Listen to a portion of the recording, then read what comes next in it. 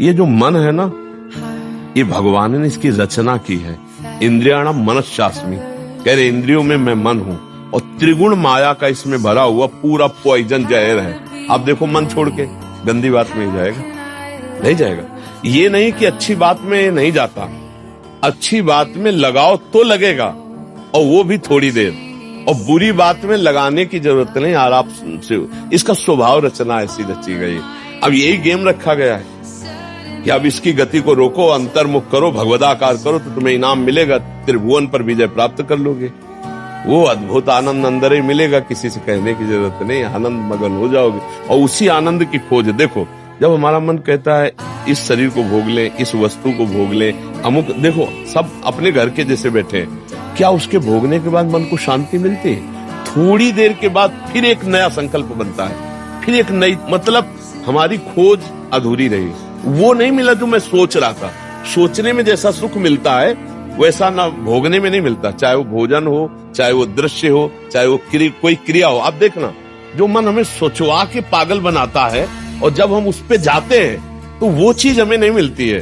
तब लगता है कि वो यहाँ नहीं, शायद यहाँ हो, यहाँ नहीं, शायद यहाँ हो। ऐसे भटकते पूरा जीवन व्यतीत हो जाता है। बुद्धिमान वो है जो 2-4 कदम में ही लौट आवे कि गलत दिशा में जा रहे हैं, पर हम पूरा जीवन चलते रहते हैं, लौटने की बात ही नहीं आती। और यहाँ तक कि शरीर वृद्ध हो जाता है, इंद्रियां काम नहीं करती, पर मन वैसे ही सलाह करता रहता है। फिर भी नहीं सोच पाता कि चलो अब हुआ पूरा जीवन की शाम, अब तो राधा राधा जब कर अपना काम बना ले।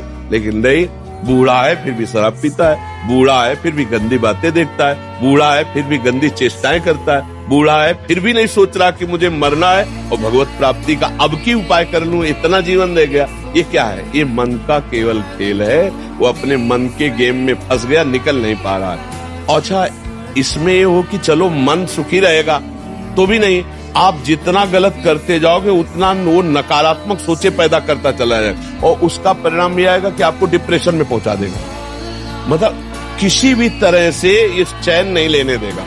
तो इसको लाना तो भगवान की शरण में पड़ेगा, तभी शांति मिलेगी, तभी सुख। बहुत गंदा, बहुत गंदा, बहुत नीच है, और ये बहुत उत्तम है।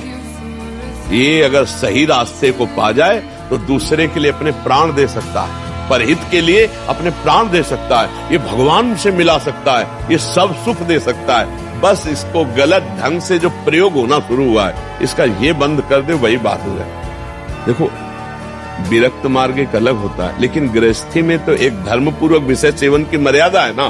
तो आप धर्म पूर्वक देख लो।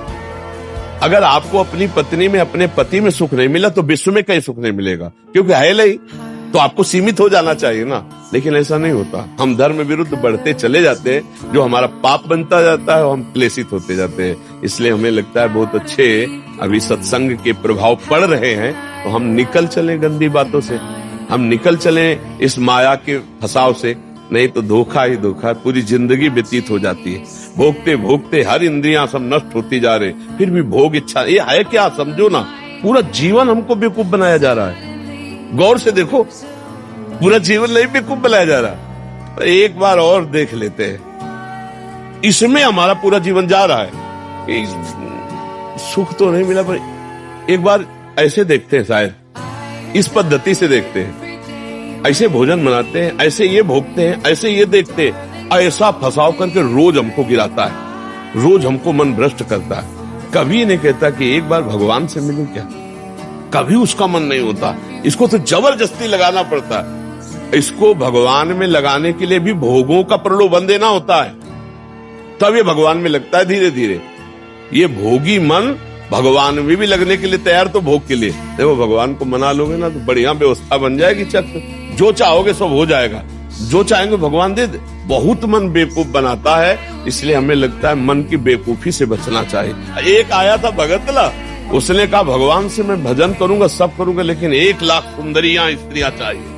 अब गजब का दिल है तेरा, गजब का दिल है यार। जिनके एक है ना, तो वो कभी कभी एक हालते में ऐसे बैठते। तो इसीलिए मन की कहीं में मत रखो, बहुत बड़ा भूत है, ये परेशान कर देगा, नष्ट कर देगा।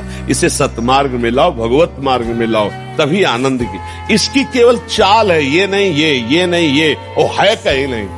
पक्का समझ लीजिए। ये हमारे को भ्रम पैदा करता, कुछ नहीं है।